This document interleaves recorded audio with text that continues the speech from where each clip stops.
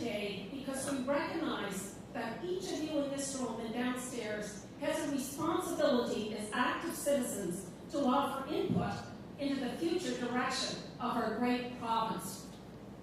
We recognize Islanders are faced with many challenges that are not going to go away under the GIS government's reign. Each of us are going to be forced to pick up the pieces of the province with whatever little GIS will left that he hasn't destroyed.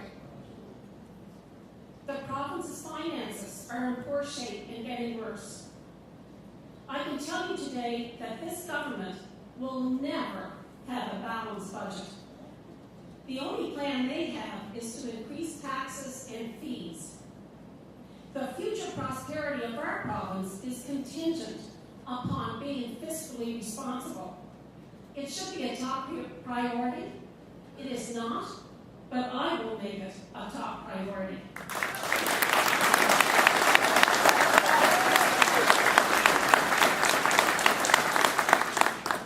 This government has failed Islanders fiscally and has no economic development plan and no vision for the entire province. Our primary industries have sustained the province for a long time, but they have taken a back seat under the current government. Our small to medium-sized businesses are ignored. This government practices economic policies that are often putting government in direct competition with the private sector.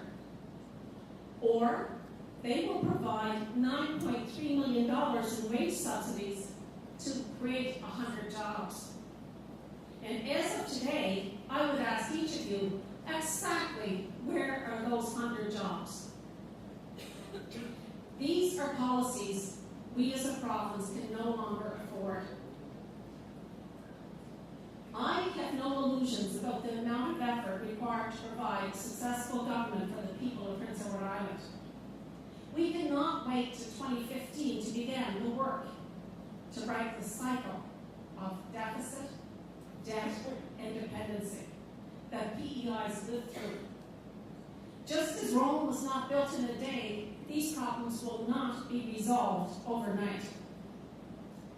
Because of the spending habits of this government, how do we expect our citizens of tomorrow and our children of today to pay back this debt? To do this, we must break from the conventional ways that Prince Edward Island has been governed.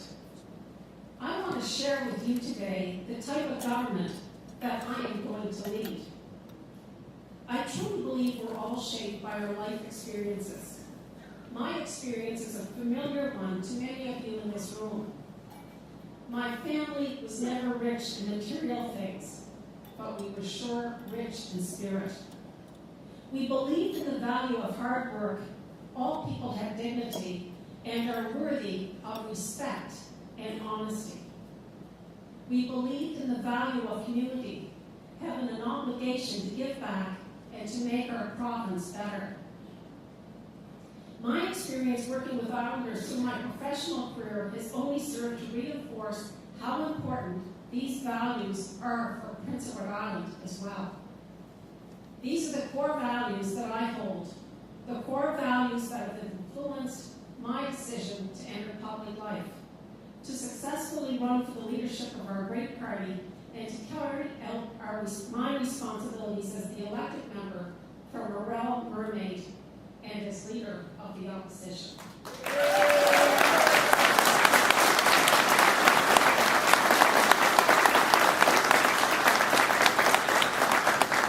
They are also the core values of thousands of Islanders that I've had the absolute privilege of meeting with. For years now, Islanders have shared their aspirations for Prince Edward Island, for the future of their children and grandchildren. Collectively, they expect their government to work with them to create a prosperous future. I ask you, is this not the essence of providing good government? Is it not?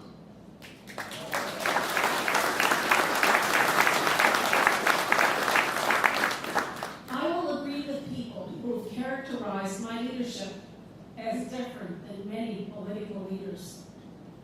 My decisions are based on what is best for the collective whole.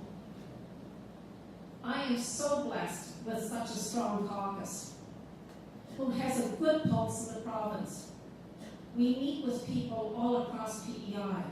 All the information that's given to us is listened to, carefully considered, and applied to the question, is this good policy for the majority of Islanders? Thus, we have sent to the federal government a proposal we're hoping they will consider to strengthen the employment insurance program. As I've stated many times, my leadership and the values I have will never and not be controlled by a small group of individuals.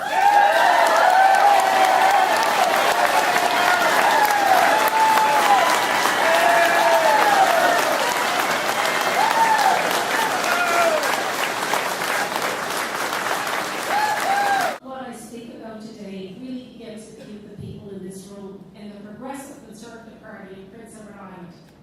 Our party is governed by a democratic constitution that allows for any member to propose changes for memberships to consider. That is the way it is, and that is the way it must be in our democracy.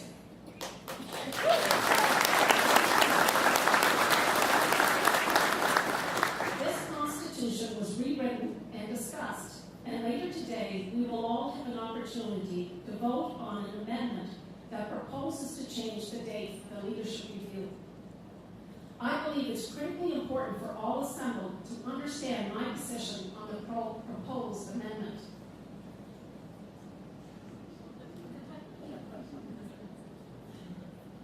In the spring of this year, March of 2012, I made my position crystal clear.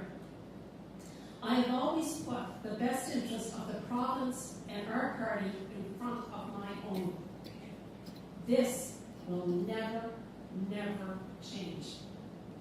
At that time, some in the party were concerned about public support. I explained to them and reiterate today that if we as a party are not experiencing more success in 2013, I will never stand as an obstacle on our party's path to form government.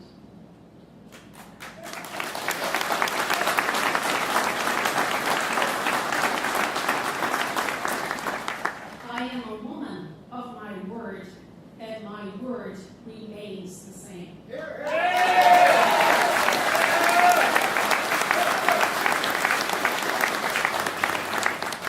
However, the PC party does not belong to me.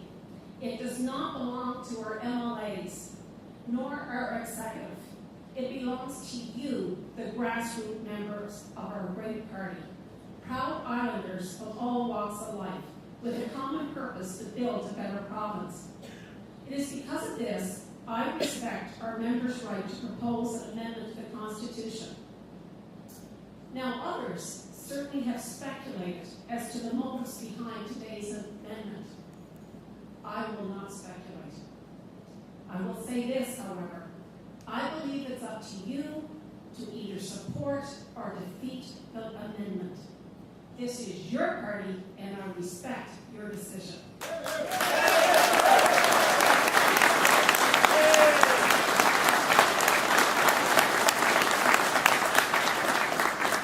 I will always support those who are working for the betterment of our party, and for as long as I am leader, the integrity of the Progressive Conservative Party will be held to the highest standards.